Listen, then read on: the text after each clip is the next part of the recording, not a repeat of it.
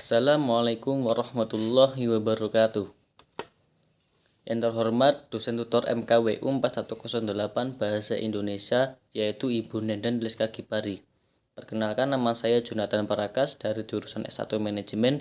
Saya akan mempresentasikan hasil diskusi sesi 4 dengan judul COVID-19. Pertama-tama, marilah kita panjatkan rasa puja dan puji syukur kehadirat Allah Subhanahu wa Ta'ala, limpahan rahmat, taufik, hidayah, dan inayahnya kepada kita semua, sehingga kita masih bisa berkumpul di sesi 4 ini dengan keadaan sehat walafiat. Sholawat dan salam semoga tetap tercurahkan kepada junjungan kita Nabi besar Muhammad SAW, yang insya Allah kita nantikan syafaatnya kelak di yaumul kiamah nanti. Menurut WHO, penyakit coronavirus disease 2019 atau COVID-19 adalah penyakit menular yang disebabkan oleh virus corona yang baru ditemukan. Kebanyakan orang yang terinfeksi virus COVID-19 akan mengalami pernapasan ringan hingga sedang dan sembuh tanpa memerlukan perawatan khusus. Orang tua dan orang-orang yang memiliki komorbid seperti penyakit kardiovaskular, diabetes, penyakit pernapasan kronis, dan kanker kemungkinan tertular COVID-19. Coronavirus disease 2019 atau COVID-19 adalah penyakit yang disebabkan oleh turun coronavirus baru. Kata CO diambil dari corona, VI virus, dan D disease atau penyakit. Sebelumnya, penyakit ini disebut 2019 novel coronavirus atau 2019 nCoV. Virus COVID-19 adalah virus baru yang terkait dengan keluarga virus yang sama dengan Severe Acute Respiratory Syndrome atau SARS dan beberapa virus flu biasa. COVID-19 mempengaruhi orang yang berbeda dengan cara yang berbeda. Kebanyakan orang yang terinfeksi akan mengembangkan penyakit ringan sampai sedang dan sembuh tanpa rawat inap. Gejala yang paling umum yaitu demam, batuk, kelelahan, dan kehilangan rasa atau bau.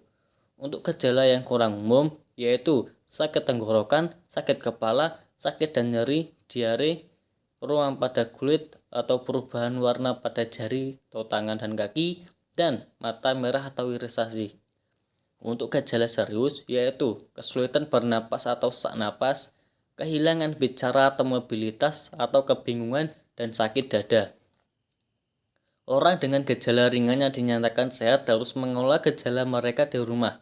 Rata-rata dibutuhkan 5-6 hari sejak seorang terinfeksi virus untuk menunjukkan gejala, namun bisa memakan waktu hingga 14 hari. Pandemi COVID-19 telah memberikan dampak yang cukup besar bagi aspek kesehatan. Kasus positif COVID-19 menunjukkan jumlah yang cukup tinggi di wilayah yang merupakan pusat pemerintahan dan aktivitas ekonomi masyarakat. Namun demikian, tingkat kematian justru terjadi di wilayah yang terletak cukup jauh dari pusat pemerintahan dan aktivitas ekonomi. Pembatasan sosial dan karantina wilayah yang dilaksanakan selama masa pandemi menyebabkan hambatan pada suplai dan pemerintahan terhadap barang dan jasa. Kondisi tersebut menyebabkan penurunan pertumbuhan ekonomi. Perlambatan ekonomi selanjutnya menyebabkan peningkatan pengangguran, khususnya pada sektor usaha mikro dan industri rumah tangga.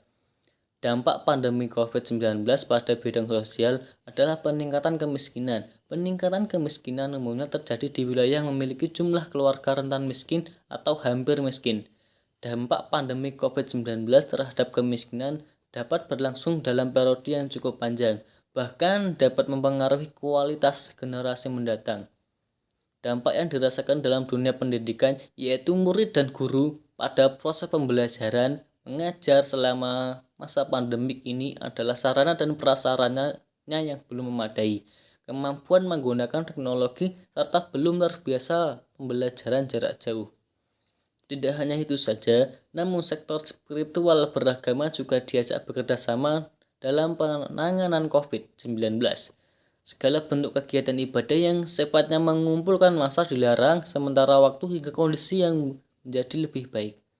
Banyak dari umat-umat beragama merasa sedih karena tidak bisa beribadah dan melakukan tradisi keagamaan seperti biasa. Secara tidak langsung, COVID-19 mendorong kegiatan agama untuk beradaptasi sehingga muncullah kebijakan untuk melakukan ibadah di rumah. Upaya untuk mengalahkan penyebaran dan penularan COVID-19 di dunia tidak mudah, namun beragam upaya terus dilakukan para ahli dan penduduk global demi mengakhiri ancaman virus corona yang menyerang bertubi-tubi.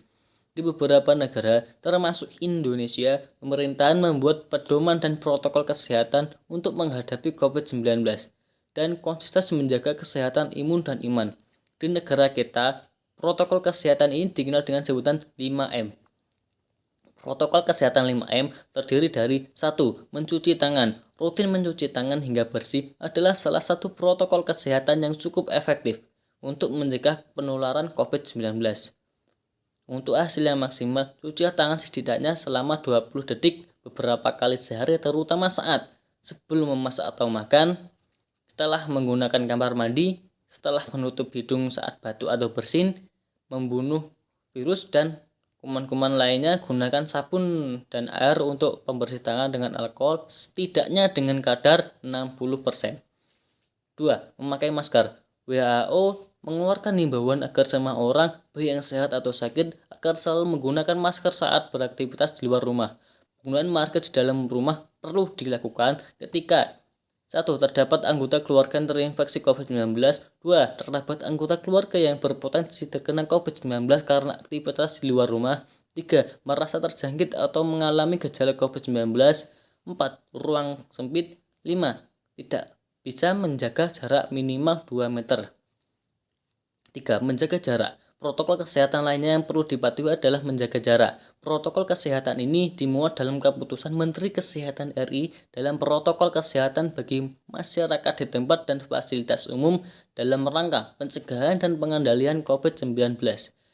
Di sana disebutkan menjaga jarak minimal 1 meter dengan orang lain untuk menghindari terkena droplet dari orang yang berbicara, batuk, atau bersin, serta menghindari kerumunan, keramaian, dan berdesakan.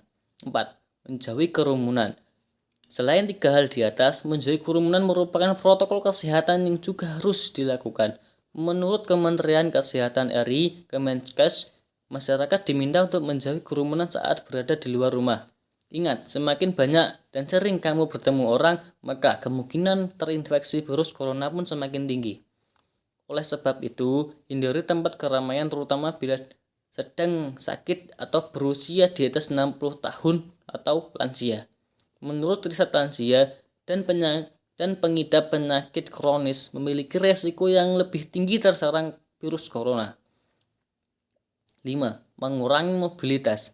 Virus corona penyebab COVID-19 bisa berada di mana saja. Jadi, semakin banyak dirimu menghabiskan waktu di luar rumah, maka semakin tinggi pula terpapar virus jahat ini. Oleh sebab itu, bila ada keperluan yang mendesak, tetaplah berada di rumah. Selain itu, diharapkan seluruh masyarakat ikut mendukung program vaksinasi. Dengan mengikuti vaksinasi yang ada, vaksinasi berfungsi untuk menciptakan imunitas tubuh yang sehingga mampu melawan infeksi virus penyebab COVID-19. Dengan imunitas yang terbentuk, maka seorang tidak akan jatuh pada kesakitan yang parah dan pada gilirannya menurunkan angka kematian. Cukup sekian presentasi dari saya. Apabila terdapat kesalahan atau tutur kata yang kurang berkenan, saya mohon maaf, dan dari saya akhiri. Wabillahi taufiq wal hidayah. Wassalamualaikum warahmatullahi wabarakatuh.